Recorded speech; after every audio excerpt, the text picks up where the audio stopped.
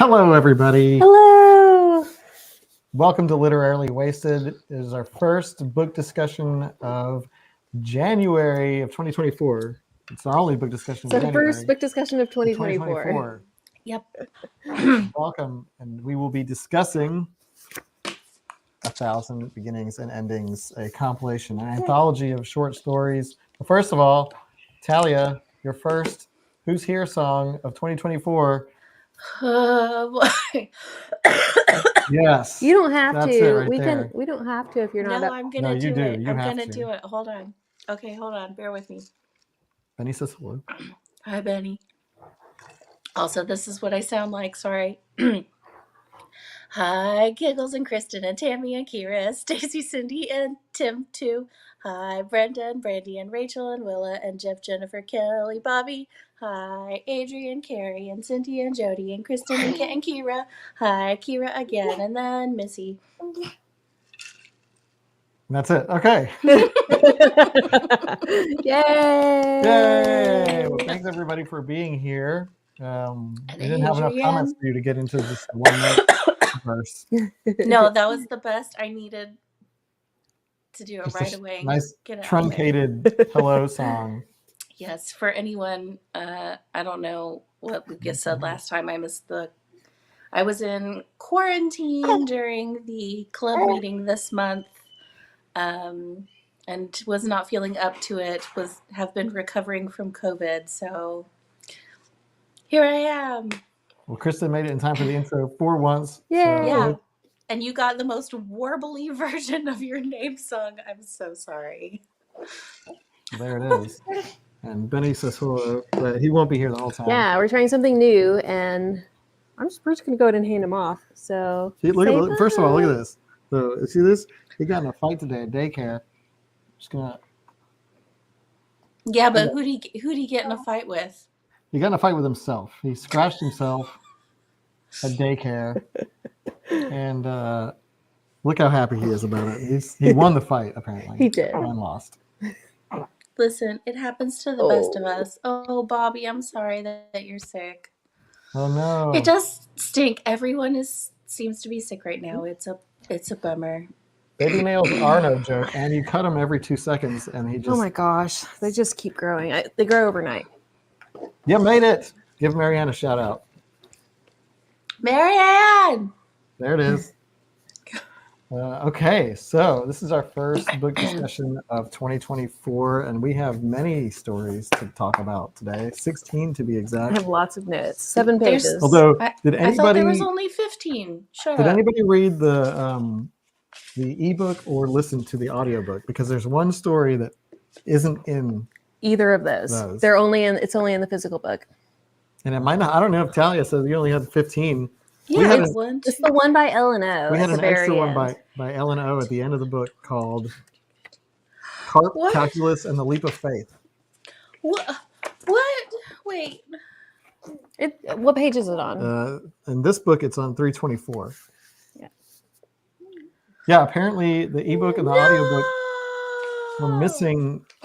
And apparently some of the physical books. That's interesting. What? So it's not in this one. I was so excited because I was like, well, I didn't make it through the whole book, and I was telling y'all my fraction. I made it out of 9 out of 15, but 9 out of 16 sounds so much less impressive. Yeah, it's really it's a really short one. I'll give a good recap so you guys can kind of have it. Could you take a cell phone picture of each page and text it to me? We can legally no. Legally, yeah, we're bound by. Okay. Just for research purposes. It's written by L&O, who's one of the editors of the book. So. Well, darn. And Christy listened to the. I listened to it, and I was going through the ebook to make notes, and then I mentioned what the last story was, and he's like, "That wasn't the last story," and so I had to go back to the physical book and read it because it wasn't in either of mine, and I double checked. It's just not there. Yes, but it's not in this. The Fox one is the last story. That's so crazy. But we got a bonus story in that one, so we'll talk about that. I guess that's gonna drive me crazy. But I don't. I mean, how do you want to do this? We kind of go rapid fire because there's 16 of these. Yeah, I think Well, I would like to talk about the first 9. Well, we're gonna do that. we will do that. Yeah. We can at least get through that. No one. problem. So I'll have a little recap of each of them, and then we can just give our feelings and thoughts. And if anybody has any specific comments about them, we can just do that. Yeah. Let's get this show on the road. Okay. First story is Forbidden Fruit, which is a Filipino folk tale. So Bulan saw the spirit of the mountain, and she wanted him. The mountain. Oh, so she started giving him gifts. That's what it says. They gave each other their hearts. He wanted to marry her, and she snuck ginger in his purse, turned into gold. He got mugged, and instead of revealing that he got the gifts and magic fruit from the mountain, he killed himself. The mugger stole his cloak, and when Bulan didn't show up to marry Dayun, she came down the mountain and saw who she thought was Bulan with another woman, and she promised she'd never let another human steal what is hers. Well, it ultimately turned into probably one of the earliest episodes of Three's Company. All of misunderstanding, really. Yeah. Like this is also the first of the. Apparently, it's common in folktales and mythology for immortal beings to fall in love with mortal beings, because we had several of those I think type in stories. a lot of mythology, like from all different cultures, that's pretty common. Yeah, no, I think it is. But so we have people saying that they like this one the most. This one definitely set the tone. So like classic fairy tale or folk Yeah. story. Yeah, I think this one maybe set a tone that I wasn't expecting to change throughout, because this one was very close, kind of set in a sort of mythological time and whatever, sort of olden time. And then, then we get stories that take place with cell phones and stuff. Yeah.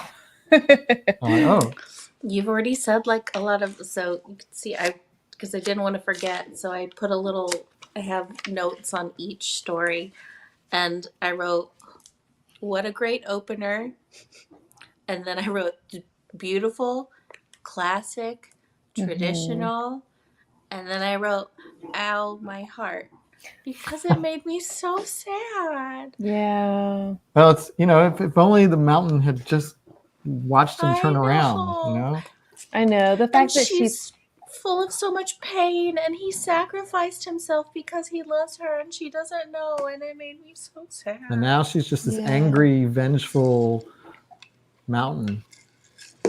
The only thing about this one that I didn't like is that I felt like it ended too soon. Like I really wanted to know more, and I guess what the mountain spirit did after.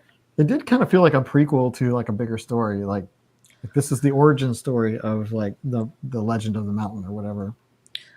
I thought it, but because of that though, to me it felt like a great opener, because it's just like it, like you said before, it had like that traditional folklore and mythological feel. I loved this little intro about, don't trust the fruit, and like I loved how it was set up and everything.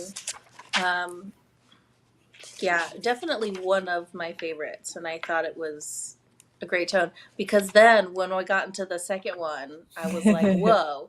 Yeah. Okay, so they're all going to be, and then it continued on. Each time I would start a new one, and I was like, man, this is such an eclectic mix that really kept me interested and engaged, and I loved that. If you read back to back, you definitely got some whiplash. Yeah. Which I did. I read like I did have to take that's why I used the sticky notes, and I would take a minute to write down my thoughts and like stop before starting the next one, because they're all so wildly different.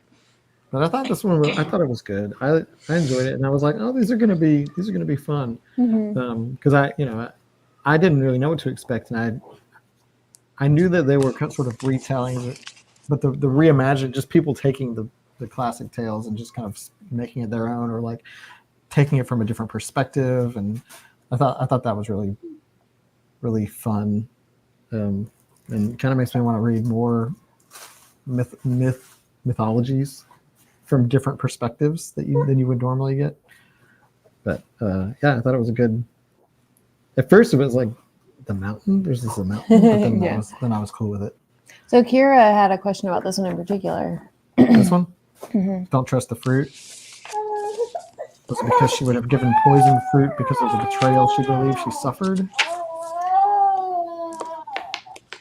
See, that's what I wanted. I did want more to find out, like, how does she get revenge, or how does she take this out on humans in the future? So yeah, I agree with you. I mean, I guess for me, I just assumed, yes, after that point, she doesn't trust. I mean, he was coming to the mountain all the time and going back with all of this, like this bounty for the village. And now, if people were coming to seek that, she obviously, that is not what you want to take. Yeah, I feel like the don't trust the fruit thing was like, since then, if you go to the mountain to get some, it's going to be tainted. Like it's going to be poisoned because this mountain is vengeful. Is now it's been spurned. At least it thinks it has. Yeah. Shall we move on to the next one? Yeah, I also want to say that I appreciated the author blurbs. I thought they were very unique, and I wish we got more of that. You know, like just in general, just like authors. Like Mary Shelley did that. Frankenstein. But yeah, next one. Olivia's Table by Alyssa Wong. Olivia is at the Grand Silver Hotel in Bisden, Arizona to prepare food at the Ghost Festival to help ghosts move on. She remembers coming here with her mother and meeting the ghost Mei Ling, who saved her life. At the end of the feast, she sees Mei Ling and is able to give her food, and Mei Ling is able to move on. She also helps the Wailing Lady move on. I really like this one. Yeah, same. I really like this one a lot too. The first thing I wrote was loved so much. Yeah, this one was so unique, and the fact that this one was set in Arizona, like you mentioned the whiplash earlier, like this was the whiplash for me, going from like this very traditional story to completely modern in Arizona was it took some getting used to, but I really enjoyed this one. A lot of people really like this one. Kira really liked it. Kira says she thinks it's her favorite. I just love that all my notes are just the things that everyone says immediately. I wrote love so much, immediately interesting and engaging, different pace. I was shocked. Also, I wrote would read a whole novel. I was this one when it ended. I was like, I would read absolutely more of this, more of her story, more of her adventures, more about. I mean, the fact that she can see these ghosts all the time when everyone else can't. Like and the Ghost Festival is such an interesting setting. Yeah, I would read so many more of her stories. I'd love to know more. But I also did, in reading the author's blurb at the end, where it obviously resonated me, where she talks about she wanted to write about having a mixed race identity as an Asian American. And like, it's true, like that hit home immediately when she talks about, you know, the difference in parents and cultures, clashing cultures and stuff. Obviously that resonated with me. I think Odd Thomas would have been good friends with her. So this was for sure one of my favorites. Well, and didn't the author say something also that she wanted to highlight this forgotten people in Arizona? Like a lot of people just don't even realize that there was that kind of population there. Yeah. Yeah. And I just thought it was like, you know, I get it, the folk tale and all that stuff. I just thought it was so original. I mean, it's clearly like inspired by something, but it was just like, you know, a concept that I've just never really thought of before. Like the idea that ghosts kind of form at a certain time every year, and in order to help them move on, you make food for them. It kind of reminded me of Spirited Away. Okay. I don't know what that was. I think he just fell over. It's fine. Sorry, baby crying in the other room. Well, it's just body. It's like, it made me think of, I hear what you're saying about Spirited Away and body. But it's funny, we've talked about this before a lot. Adam and I have talked about this for work stuff, about how much Southern culture revolves around food, but so much Asian culture revolves around that too. You feed the people you love. Like, it's a massive part of the culture. And so I loved that literally is how you help these spirits move on is by showing them that you care for them and you're sustaining them so that they can find peace. Like, I love that. I mean, I feel like food is integral to a lot of cultures too. Like, Oh yeah. I also it's wanted to universal. eat. Just the descriptions of the food made me so hungry. It Oh, sounds someone so mentioned We're good. gonna do a cooking the Yeah, book. someone mentioned we should do cooking the book on this one. We'd have a feast. But not for ghosts. No, for us. But we can dress up as ghosts or something. Maybe not. I like this one. I thought it was. Oh, he's still crying. All right, should we do the next one? So the next one is Steel Skin by Lori M. Lee. Yours dad helped create androids. There was an android uprising which led to a recall of all androids. During the recall, her mom died. Her dad has been acting funny ever since, completely unlike himself. She's grieving and angry about losing her mom and losing her dad as she knew him. She's afraid her dad might be an android because of the drastic change in him. He's been secretive, and she catches him picking up a shipment of androids with her friend Leang. She confronts him about it, and he attacks her, where she learns that she's actually an android. Her father was going to take care of her and study her because she's been acting defective by being violent. She argues that that's just how she's grieving.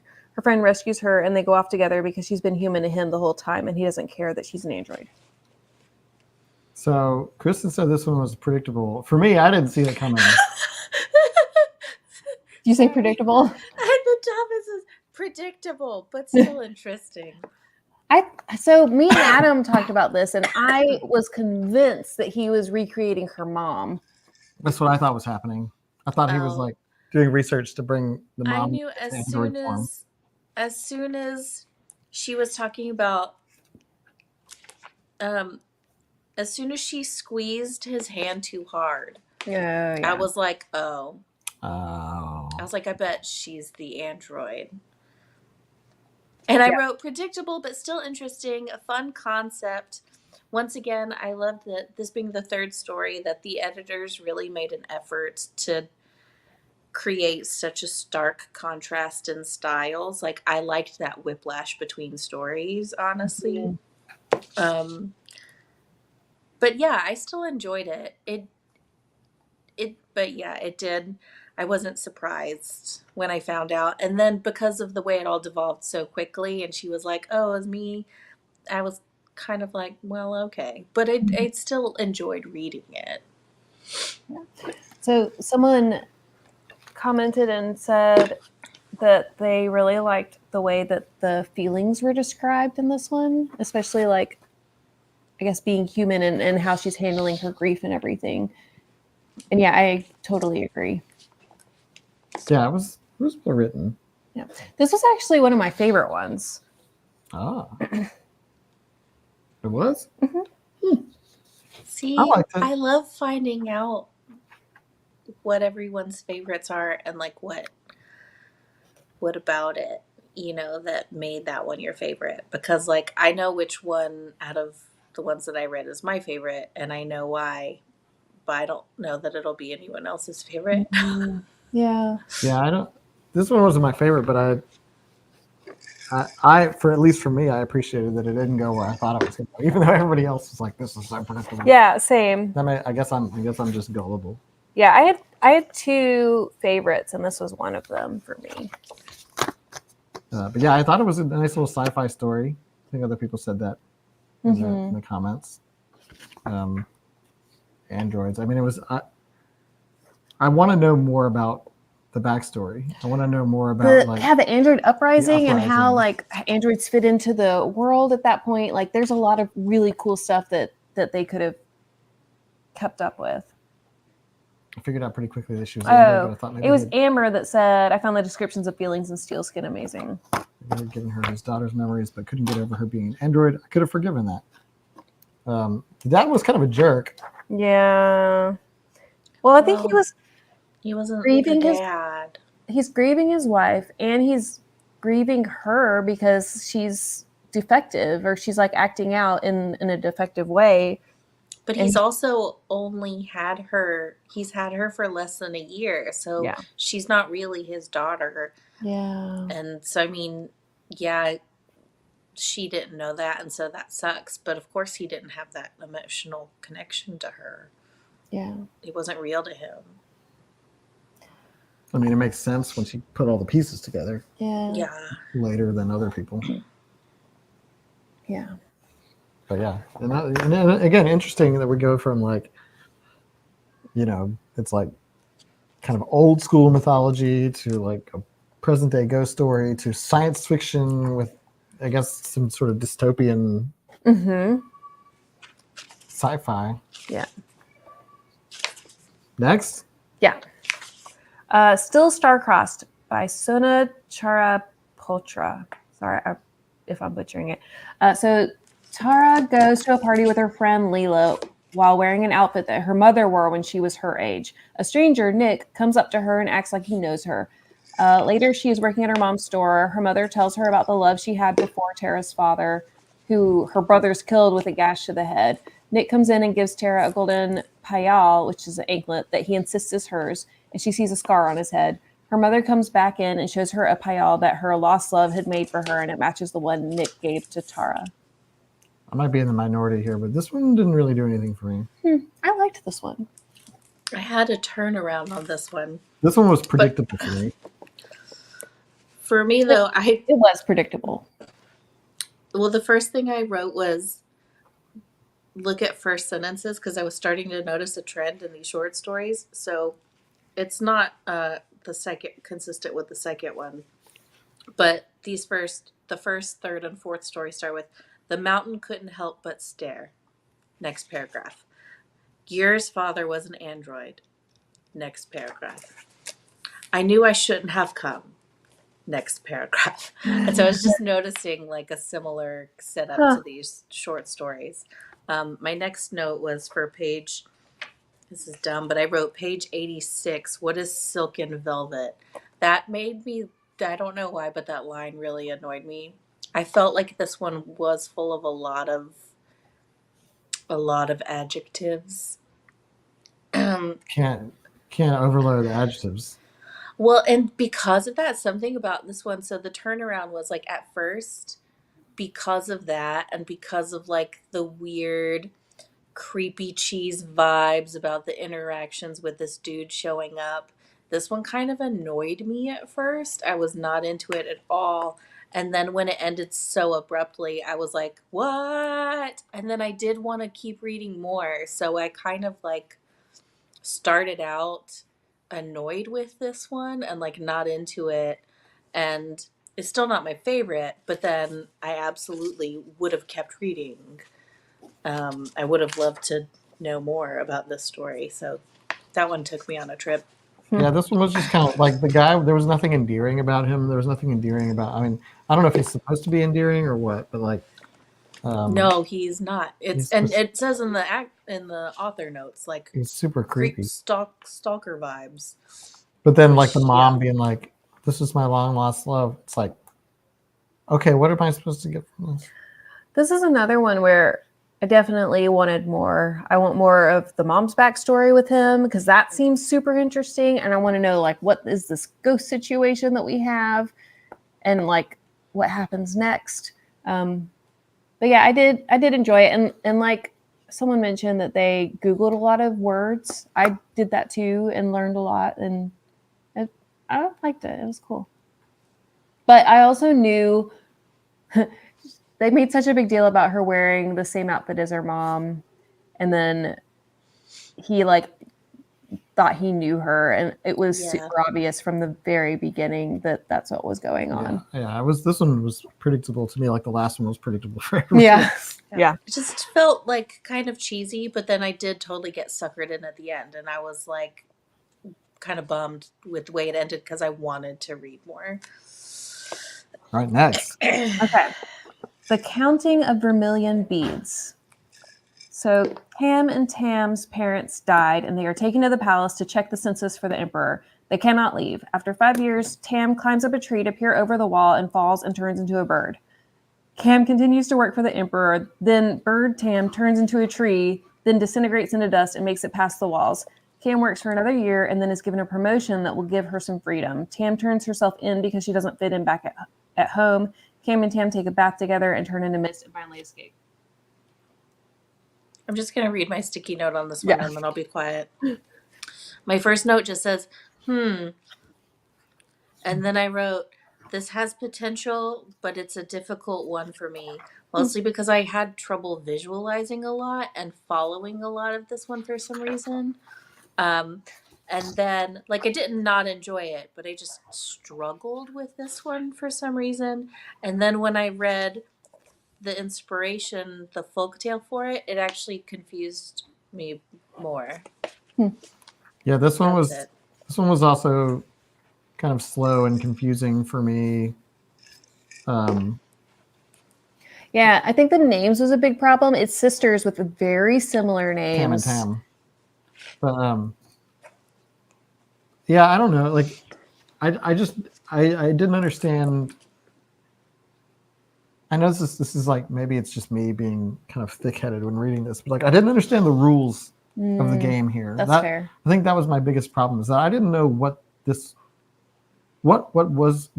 and what it, like, I just didn't know like what the rules are here. Like, and like, what is this wall? What is I what is couldn't this? picture the wall, and that took me out. Like, yeah, the wall. I didn't know what the wall. Like, all of a sudden, what is the wall? Like, what are the rules? What is the system here? Yeah. Like, I think that's really, it's just really important for me to be able to understand what the rules of the world are, so that I can just immerse myself in it. And I found myself trying to figure it out the whole time, and it wasn't able to like invest in the story because I didn't know what was possible. Like, what, like, it just seemed like, yeah. I liked. I don't think they knew what was possible either. Yeah, they were figuring it out as they went. But I liked this one, but I just kind of like let it flow over me, and it just felt good. Like, because I was listening to the audiobook on it, and but then when I was going back to write the blurb, I had to basically reread the ebook because I realized I didn't actually know what happened and what the details were. So, like, yeah, it is kind of confusing. Yeah, But once again, not bad, just different. Yeah, it wasn't bad, and like, I was able to sympathize with Cam's longing to get out of her situation. Well, and go home. Tam is the one that escaped first. No, but Cam also, like, they both wanted. They wanted out. We got it from Cam's perspective. Yeah. So Tam was the one that turned into a bird. I was like, oh, bird now. Yeah. It's our flagman's death. And spoiler. I didn't spoil anything. But yeah, this one was just kind of confusing. I mean, I think it could have been. It was an interesting take on the source, but I don't know. Yeah. Can we talk about the next one? Can I talk about the next one? The Land of the Morning Calm World of Warcraft by E.C. Myers. Sun Moon's mom, Hannah, died while playing The Land of the Morning Calm at a convention 5 years ago. Sun's grandfather claims that Hannah, as a Grecian ghost, is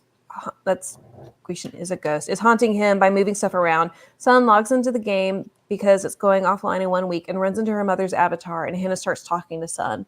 Sun takes Hannah to the underworld to find an entrance to a server that someone else is setting up to keep the game going. Sun hands over her mother's soul in the form of a bead to gain her entry into the underworld, and then wakes up in the hospital after being in a coma for 8 days. With her jerk of a dad, you're like, you were out for 6 months. Just kidding. Not the right time for a joke. This one was my favorite for a lot of reasons. So I was telling Adam and Christy before the live stream started, I didn't read the table of contents in the beginning at first, where they tell you the origin of each story. And so I didn't know that this one was going to be Korean until I obviously got into the second paragraph. And as soon as I saw Harabuji, I got so excited. And it made me go back. If y'all read the note from the editors in the beginning, they talk about the reason why they did this was, when they found Asian stories, they were ones that were retold by non-Asian writers.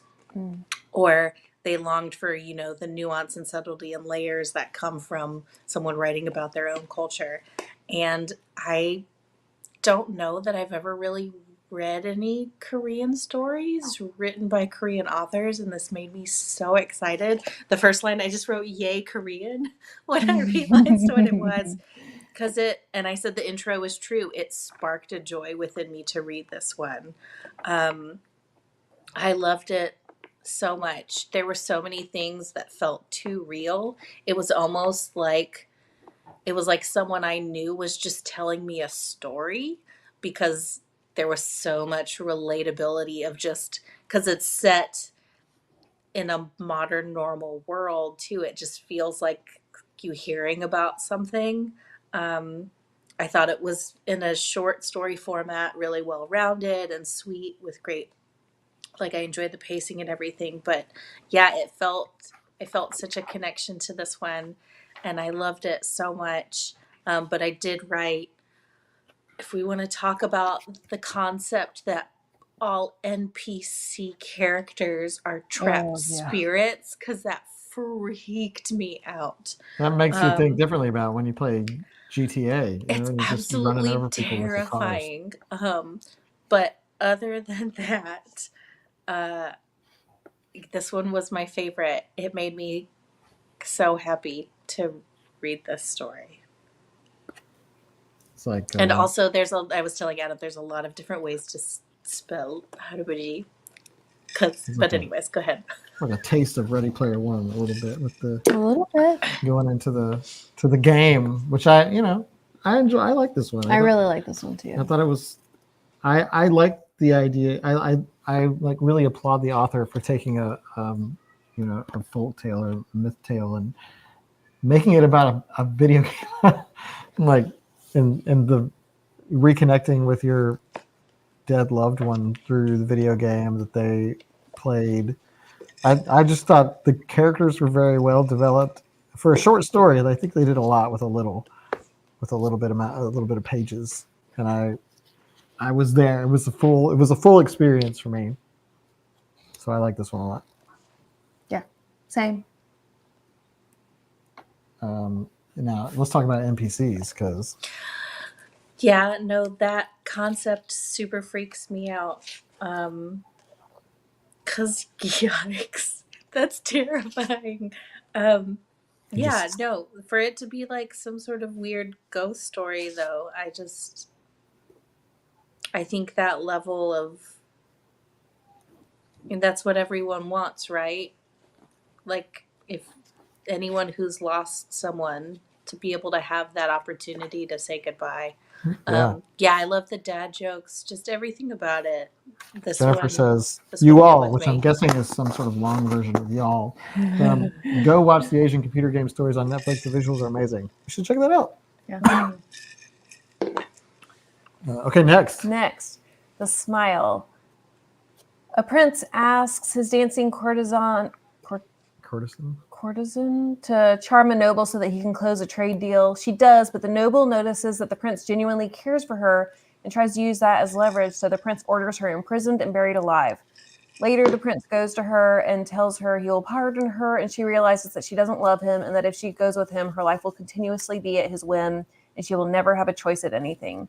He leaves her there to decide, and then her servant shows her a tunnel she can escape through. Oh, I remember this one. I did not like this one. I also did not like this one. Oh, really? I actually enjoyed this one.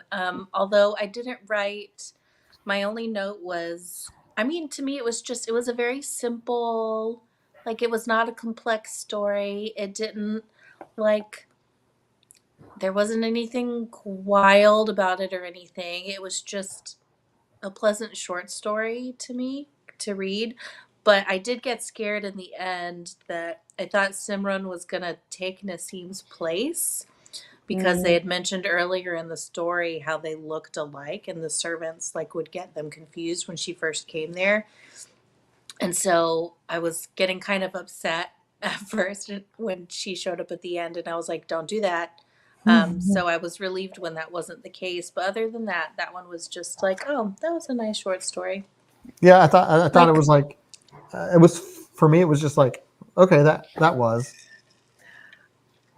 Yeah. I did. Yeah, this is me. Just. I like that she chose freedom, though. I did like. So I thought she chose death. I honestly thought she was going to be buried alive. So I was actually super pleased when she was able to escape through the tunnel. As unrealistic as that is, but I really am glad that she did not die. Yeah. He was, which is the point, because like she was a prisoner, and her realization where the only thing that she had the freedom to choose was whether or not she could give her heart away, and so she didn't. Yeah. Yeah, I do, appreciate the author's approach to the story. I was glad that she chose to leave at the end. Neutral about the story. It's just, it's kind of the way I was. Like it, because it just came after one that like did so much. And Yeah. then, that's your problem, is that you followed that last one. So it's really not your fault. It's the other person's fault for being so good at writing. But yeah, that one was just fine. Next. I only have 2 more that I can talk about. Yeah. Okay. Yeah. I did. The explanation was good. I like that too. So the next one is Girls Who Twirl and Other Dangers. It's the dance one. Yeah. So this one was different because it had 2 different storylines. That's right. So one of the storylines was the original myth, which is Mahi. There is a dude who is unkillable by man or God. Well, he becomes unkillable by man or God. So the gods get together and created a woman, Durga, and sent her after him. It was one of those like, I'm gonna catch you in your own like loophole of your wish, basically. And then the modern story that was intertwined with that one was 3 girls go to a celebration for Navrati. Jaya is dancing, and a guy, Dinesh, is rude to her during the dance. They discover that Dinesh is the same boy who stepped on Nirali's skirt 5 years ago, exposing her underwear. The girls plan to punish him by making him trip during a dance, causing a huge mess. Their plan works. He gets in trouble, but then they jump in to soften the blow. They all talk, and he apologizes and sees the error of his ways. This one was okay. I liked this one. So, fun fact, I knew right away as soon as the mythology part started, where he says, I wish for one thing, and then when he says, I will grant no man or God will be able to kill you, and I was like, okay, so he's going to get killed by a goddess, like a woman, because we've all seen Lord of the Rings, like we knew what was coming. And nah, I'm just kidding. I haven't seen it. And so the mythology part of the story, like all of that, I really enjoyed. I really enjoyed hearing about just of that. And then I super did not care about what was happening in the current day. It felt, to me, it just felt really immature and silly. Like, I felt like I was reading a story like written for kids. And that's what Kira said. I like a young adult story. Yeah, like not even young adult. I feel like there's actually a lot of young adult novels that have a lot of depth to them. Felt like somebody's diary. Yeah, so like it just felt like it was for kids, and I was like I was just like skimming through it to get to the mythology part, which I was enjoying. So that one was really split into the 2 stories for me personally. Yeah, Kira says it felt like it was written for middle school. I thought the whole thing was just. Everything was petty. Everything about this story was petty. And maybe that's the point, but like fighting pettiness with pettiness.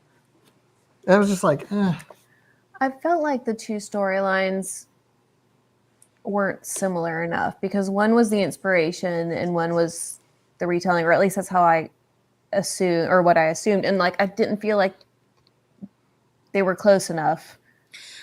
So I'll agree with Marianne here. I loved all of that. I loved I loved all the parts of the story that were about the celebration, about the goddess, the food. It was all of that. It was all the like you're saying, the pettiness between the children, like the plotting and the feelings and all of that stuff that I really didn't care about. And I found a little bit irksome almost. But like everything else about like the dancing and the culture, like I would have loved just a lot more of that. Yeah, and I think Kira said the flirting at the end. I was like, really? Come on, like let's not do that. Yeah. They're all brats. So I like it's like whatever. They're just I mean, but like not in an ugly way, in the same way that every little kid is a brat. You know, we all are. Christy, I just saw your mom walk behind you with Benny, and for a second it freaked me out so bad because I thought someone was walking behind me. Oh no. The ghost. Which means I need to go to bed soon. I mean, it's pretty accurate if you're that kid, if your kid's that age, but Yeah, no, exactly. That's what I'm saying. It's just I couldn't relate to it, so it didn't do anything for me, really. But I want to go to that thing. Oh yeah, I want to go to that festival. Yeah, I mean, I can't dance, holiday. but I would love to watch. Okay, next. Oh, we gotta book make it. some time here. Well, y'all are gonna make up plenty of time because I can't talk anymore after this one. Nothing into all. See, the titles, I don't remember what happened. So Chun and Charon thought they saw goblins under a tree 8 years ago. So every year on the anniversary of that day, they go back to the tree to try to see goblins again. This year, Charon got swallowed by the ground, and she found herself in the underground, and there are goblins there. She talks to them and impresses them with her selflessness, and they give her a magic club that will let her make 2 wishes. She ran home, tells her brother everything, and while she's sleeping, he steals the club, tries to use the wishes, and gets turned into a pebble. She discovers her brother and the club is missing, runs to the tree, and begs for her brother back. She is given the pebble, and she turns it back into Chun. Well, it's implied that she does. It is implied. But what a jerk, Chun. We all knew that was going to happen. Well, what I thought was interesting about the story was like it explained. She explained to the goblins, like, yeah, we've kind of enabled him to be this way, and so I really need to stop doing that and treat him more fairly, which I appreciated. This one felt a little bit like, I don't know, sort of emotional abuse. I just wrote a little heart, mostly because it was the last one and I was running out of time. But so once again, another Korean story. So I loved it, and in my head, I think it's Chun, but mostly because, well, when she calls for him, I don't know. It's just that's how I hear it in my head, because when she calls for him, she says tuna, which is, I used to I had a little cousin that I would pick on because, once again, kids are buttholes. And her Korean name, my cousin Carol, but her Korean name was Yudi. And anytime I was yelling for her, I would mimic her mom, and I would always say Yudia, because that's how you call for someone. So her name was Yudi, but we call it Yudia. And so here Tuna is how she was calling for her brother. And I loved this one. It felt very classic fairy tale, folklore. I was glad that was the last one that I managed to get to today. I am going to finish the rest of the book. I'm really, really enjoying it. But it did feel very traditional, like a beautiful story. And I loved the end, that realization that she got to have, where she finally understood that the forgiveness was her forgiving herself. That was her freeing herself. Because, yeah, these people are how they're shaped, and this boy sucks. She also had made another side. Like, her wish wasn't to, like, she had to sacrifice what she actually wanted. But to bring does her she? brother back. She has 2. She has 2 wishes, and we used one that we know of. So in my head, her second one is that she does get to sing. I guess that helps. Yeah. I felt sorry for her. I felt like she was in kind of an emotionally abusive relationship with her brother, and like I think the forgiveness thing was so major because through the whole story, like, she blames herself for things that he did. Like, he's a jerk, and she's like, he gaslights her pretty much all her life, and like, you're just like, I just felt sorry for her. So it was nice to see her kind of come into that, but also like, the selflessness. Like, everybody's saying, like, should have just left him as a petal. I'm right with you. Like, I think I will say, I'm just making an assumption here, especially since this isn't obviously a much older story, and this is not set in current time, or, well, it's a fairy tale anyways, but y'all, the culture, the Korean culture about taking care of your family and taking care of your elders is inescapable. It's not just like it's expected of you, it is just what you do. There is no other option. So I think she did have all of that guilt of wanting to escape, of wanting to go pursue music. And so even though he was a jerk, he 100% was driven by how he was raised of like, we have to take care of our family. I'm not excusing him. He was a butthole. But like, I think he could not think outside of like her abandoning her family. That would have been just completely unheard of. I guess I never read into it that he was. I mean, maybe he said it. Maybe I'm forgetting. But my recollection is just that he seemed really selfish. He was, absolutely. But he was like, you know, we have this chance to help our family. There's someone who is from a good family who could help us, and he's interested in her. It would be a good marriage for her. It'd be a good marriage for our family. We'd be able to take care of our parents. Like, a lot of it is about, I think, even though he sucks, a lot of it is driven by duty. And that's why, I mean, she's saying, you know, forgiveness for him, but she's like, he's doing what he thinks is best for the family, but he still sucks. He made moves toward them goblins, and the goblins said, no, Yeah. you will not. I loved the goblin. I love the goblin with the tilted hat who was like, yeah, thanks. Yeah. Okay, we only got like 12 minutes left, and we got like We might 20 go over a stories little left. bit. Spear carrier. The people who got to this one. This one was insane. Also, we got a crab. God, we got the crab. This one. I missed the crab story. You did. I'm gonna read it. I'm gonna read it later. It's okay. Just blow through this thing. A guy thinks about how insignificant he is and how if someone popped up and offered him a magical quest, he'd turn them down. That's when someone popped up and offered him a chance to die making a difference. He goes with him and finds himself a foot soldier in a war with participants from all of time and space. He meets a crab from future America who is also a foot soldier. He decides he wants to know what he's about to die for, so he goes and finds the manager. He learns that it's a family dispute over who will rule. The guy's cousin stole his kingdom, insulted his wife, and tried to murder them, so they have to kill them and take back their kingdom. They give him an arrow that he can stab his hand with to return home. He reappeared in his car and drove himself to the ER because he decided that wasn't a reason to die. This was bonkers. This one was just...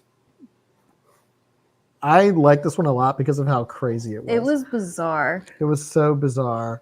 Like just I can't even just like this.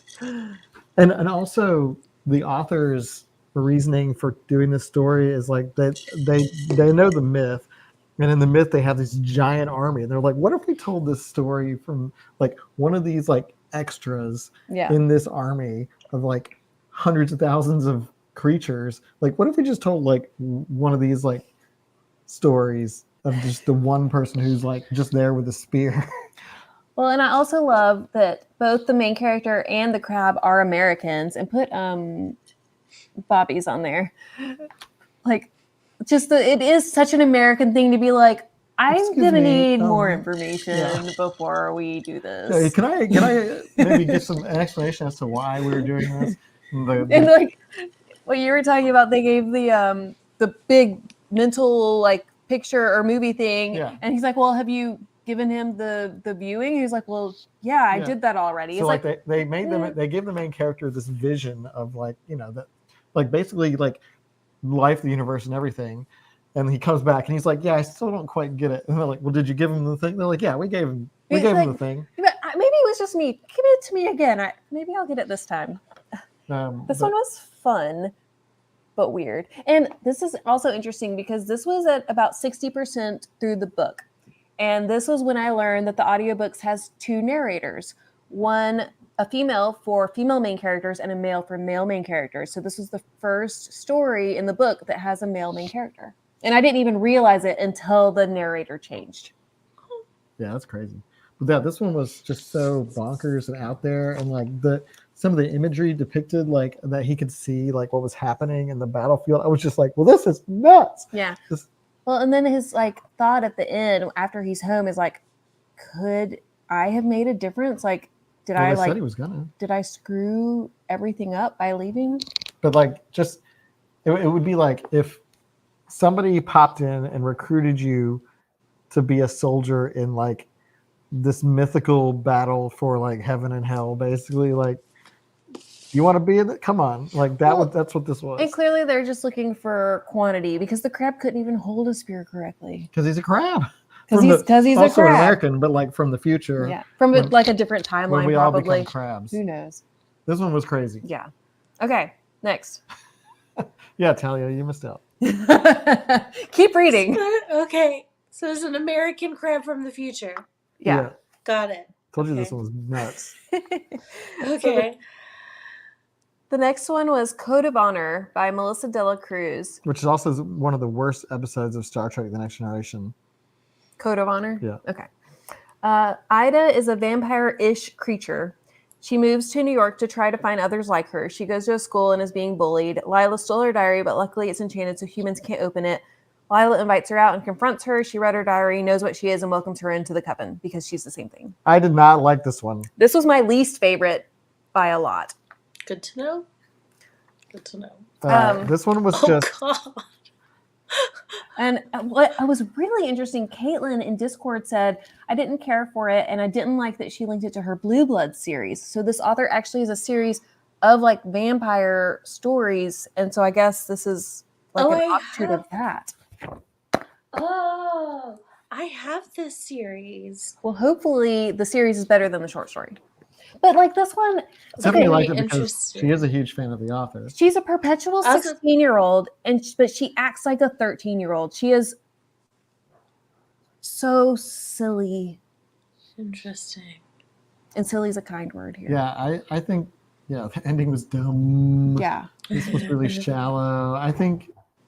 To be fair, I enjoyed reading the Blue Bloods, but yeah, I'm pretty sure it's just like Gossip Girl with vampires or something. So that makes sense. Well, there's a in place for context. that, and that's totally fine. I don't think it worked for this. Yeah, I thought that it could have worked if I cared.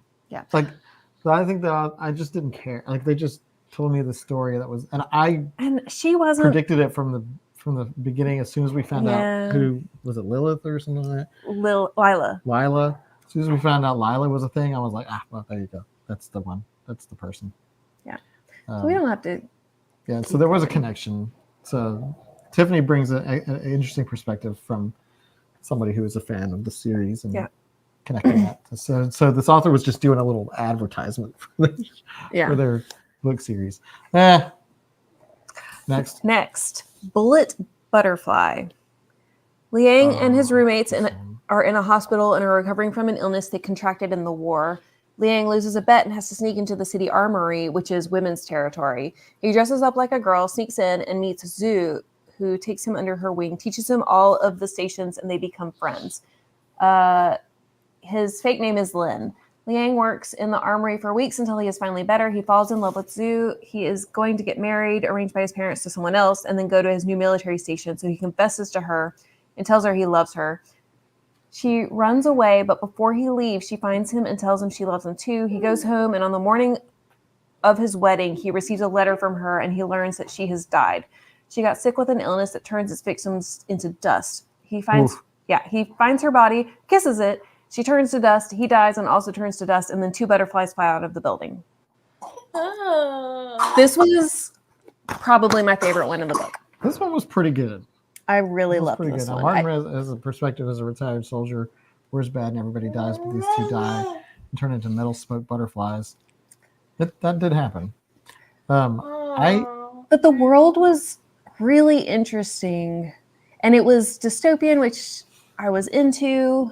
Quite dystopian. Their relationship felt real to me, and their circumstances were tragic. I was kind of hoping she was going to be his like mysterious fiance, which she wasn't, which honestly added to it. I thought that some of the things depicted in this story were horrific. Oh yeah. The illness that turns you into dust. Oh yeah. Well, and like also they're like bombarded like constantly with like illnesses and stuff, and it's obviously It's clearly a biological military thing, which they're all children basically. No, I don't want Well, to read 'cause this one. she's like 16, I think, and then you can work in the factory till you're like 18, or maybe it's until you're 16. She has like one more year in the factory before she has to go and become a soldier. Yeah, I just thought this one was super solid. And his friends also, there was also some time period for him and his friends, even though they were sick, right? They just were in the hospital until they got better, and then they went back to war. This one was another one of those that had like was chock full. It was crammed full of like world building and character development and I would love to read more in this world. Yeah, I think this is a good like teaser for like a illness that Thanos snaps you. It's definitely what happened. Ouch. But yeah, this one was good. Yeah. And the butterfly bullets were both oh beautiful my gosh, and the butterfly bullets horrible. are horrifying. It's like they're bullets that basically after they're in you, they furl out at like into a butterfly and basically like disintegrate you. And then inside it does this. Stop. You done? Put your headphones back. Okay. So the bullet goes, stop. I'm just gonna fine. Okay. Next one. Yeah, next. If it doesn't sound too tough for you, go read it. No, I'll read it. Zombies no, there were no zombies. Cake might help. Cake is fine. Okay, Daughter of the Sun. Savitri was born with a ball of sun in the place of her heart.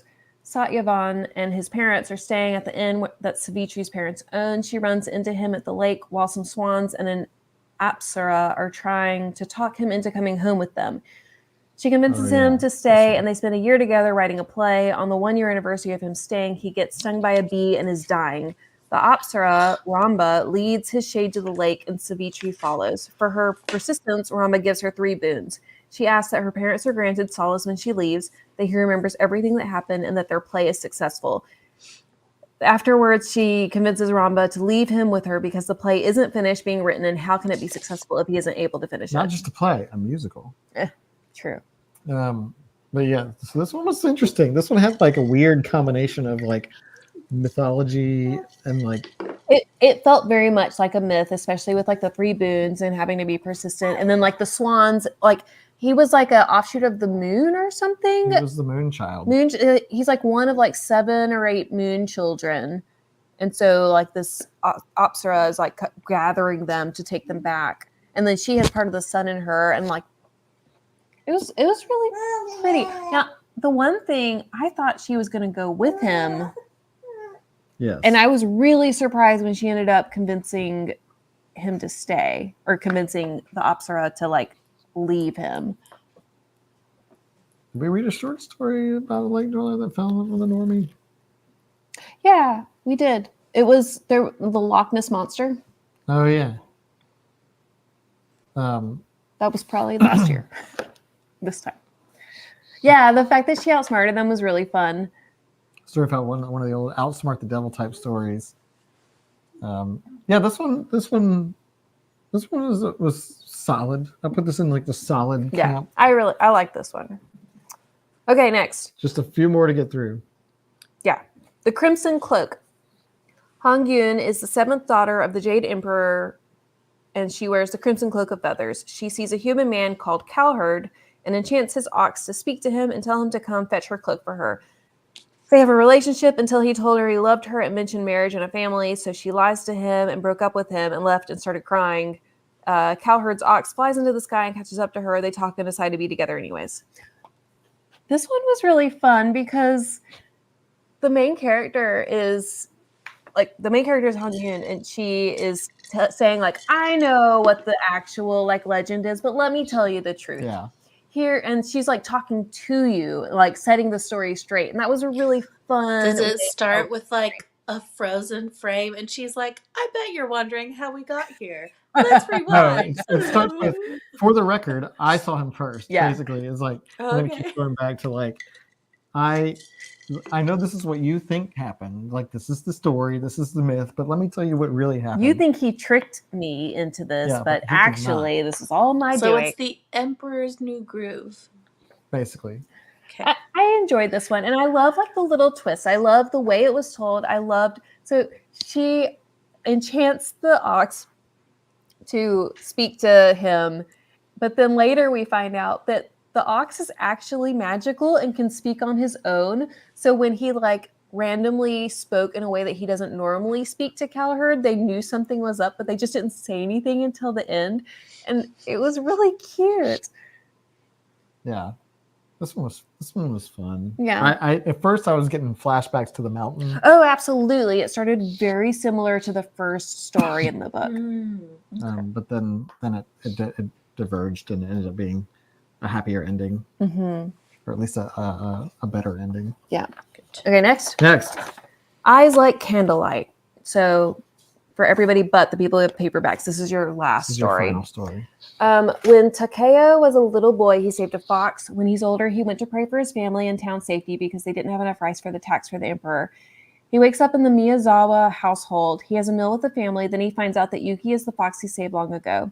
Yuki offers to fix his problem if he'll return and live with her for a year. They sleep together, and when he wakes up, the rice for the tax is waiting for him. He goes home to see his father being yelled at by the tax men. He gives them the rice, but they think the family has been farming in a secret field and keeping it from the emperor. So as punishment, they murder Takeo. As the tax collector is leaving, a girl stops them. The party's wagon, rice, horses, and men were all found at the base of a mountain, just destroyed. The main tax collector who made the decision and who was an absolute jerk reappears a year later, raving mad, and eventually gets executed as a pity. It's a pity execution. I really like this one. I like this one too. This one kept me interested, and it was like bittersweet. Yeah, Like I really liked it, and I was shocked in a kind of a good way that Takeo died. Takeo, he just kind of glitched. I don't know. I didn't expect him to die, and I thought it was such a cool twist, and I hated that he died, but like it was good for the story. Yeah. Again, I got some of the mountain vibes from this one post. Okay, I can see that a little bit. Because Fox is now like. So this is how the first story ended. She just starts. Yeah, but this one was like I appreciate more than the mountain one. I actually appreciated the relationship between the fox and Takeo, because we got the backstory of him saving the fox from the dogs. Oh yeah. In the beginning, and the grateful fox, and they fell in love with each other, and it was just super sweet. And I thought this was really sweet, and like I was rooting for them. And then he gets beheaded. And then he gets my God, brutally murdered. Like in front of his like begging father. It was really sad. God. Yeah, they draw that out for like 10 pages. No, they don't. They don't. It's enough. It's just enough. You're the worst. Yeah, Tiffany. It was really, really sad. I didn't. And that sucks because I don't have an extra story in this one. There isn't one from LNO. So I was just like, no, don't. That's how the book is going to end for me? Yeah. It's a beautiful story. If and that you got to helps. write your own story. And she does get revenge, even if it's not. It's not going to end for me because you're going to send me good cell phone pictures of the last story, which is fine because I'm not selling it. One more story that most people didn't read, apparently. Yeah. So if you have the paperback version, Cars, Calculus, and the Leap of Faith. It's like 10 pages long, if that. It's super short. Very, very small. So Ellen's mom wants her to be a doctor, but Ellen doesn't want to. Her dad is urging her to be honest with her mother, even though they're both terrified of her. He tells a family legend about a family fleeing from raiders who the family turn into carp to escape the raiders. And then another legend about a carp that jumps over the dragon gate and becomes a dragon because they have carp in their family bloodline. Also, apparently, like they can't eat carp or it tastes gross because they're related to them. Because they come from the lineage of. Ellen at the end works up the courage to be honest with her mother. So it's basically she wanted to go to med school. She's afraid to tell her mom because her mom is scary. But through this, her dad tells the this story in an attempt to get her to sort of say, like, listen, like these are our people. Get the courage, stick up for yourself, speak your truth. And at the end, she's like, Mom, we need to talk. Yeah. It was good. It wasn't the best and it wasn't the worst. It was just like, I thought it was good for what it was, and it was super short, which was a lovely little end cap. I mean, for anybody who felt pressure by their parents to be something they didn't want to be, like, this is very relatable. Talia, I think maybe you have something to say about that? Every Asian child ever. Yeah. Sorry, I'm not a pharmacist, Mom. Yeah. Oh, this is nothing to do with the story, but this one was written by Ellen O, and the main character's name was Ellen, which I really appreciated. And also in the little story at the end, or her little explanation at the end, she was talking about how, like, the carp thing is part of her family's heritage, and like she was rebelling against her family and like found a restaurant that sold a carp dish, and she ordered it and took one bite, and it was disgusting. So then she like tried to wash the taste out with like different foods and with water and stuff, and she just couldn't for like a day, and it was terrible. And that's a sign of like how you know like you're part of the line is that the carp tastes terrible to you. So I think this one paired with the author's notes because this was about the author. Yeah. I think it was sort of an autobiographical thing. So on that note, I know that we're running over, but I did want to tell a really quick thing because from the editors, that story, now you telling me about it since it's not in my book, and from the editors really makes me think about this video I actually watched this past week where it was, this channel makes these videos where they put a bunch of people that have something in common in a glass box and they're blindfolded, and one person is the mole and they're all asking each other questions trying to figure out who's the mole. And it was all different kinds of Asian people from all different East South Asian countries trying to figure out, and there was one white guy in there and they're all blindfolded and they were trying to figure out who was the mole. And he outed himself with one question, but because they were all talking on top of each other, a lot of people didn't pick up on it, but it was really interesting. And so they're all introducing themselves and they're all speaking in their own language. And so the mole he has a YouTube channel. And so it's a white guy, but he can speak Mandarin and Cantonese. But he outed himself right away because one of the girls said, what is the P word that every Asian child wants to hear from their parents? Proud. And he was like, Pocky? And thankfully, but like, because everyone was talking on top of each other, no one really picked up that he said it, but they did. They all instantly, they were like, proud. You want to hear your parents say that they're proud of you. And it was just, anyways, it's a funny video for anyone who wants to watch it, because yes, there's a lot of overflow in these cultures. And so it was just, that was fun to watch, but it also was really wonderful. I'm so glad that y'all chose this book. I've never read so many stories from Asian authors, and it just genuinely made me really, really happy. So thank y'all for choosing this book. Yeah, I enjoyed it too. And there we have it. 1,000 beginnings and endings. We read them all. Well, most of us. And but then what do we got next month? We need to talk really quickly about it because yeah, that's right. So February is a short month, not as short as it usually is, but still the shortest month. I believe you. So the book discussion for it will be on February 28th. But the day before, try not to cough. February 28th. But the team club meeting is on Valentine's Day, so we're not going to do that. So the question is, what do y'all want to do? Do you want us to move it back a week to the 21st? We could do that if that works. Or since it's the shortest month, we could skip the club meeting and just pick it back up in March. Mm-hmm. I feel like those are the two easiest options. So discuss amongst yourselves. Either way, we're up for whatever. And then give us some feedback. Give us some feedback. Do we want to do a poll? We may put a poll up in the lounge, but everybody will be like, let's do easy. Yeah, so okay with either. I'll just make it so that you can pick more than one answer. So if you're okay with either, just do both.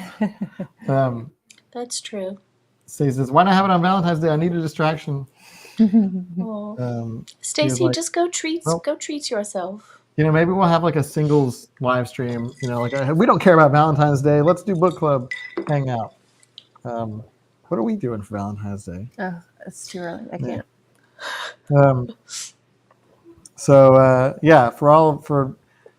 We don't really do Valentine's Day. No, not really. Because every day is Valentine's Day. I was about to say. Stop it. But yeah, we'll put up a poll. We'll put some in the lounge on Discord. But yeah, whoa, we made it. We went a little overtime, but we had a lot of short stories. I really like that we do these anthologies. Yeah, at least once a year. This was fun. This is fun. We maybe do another one 16 stories. Because the poll was really 15 and some texts. The poll was really close, right?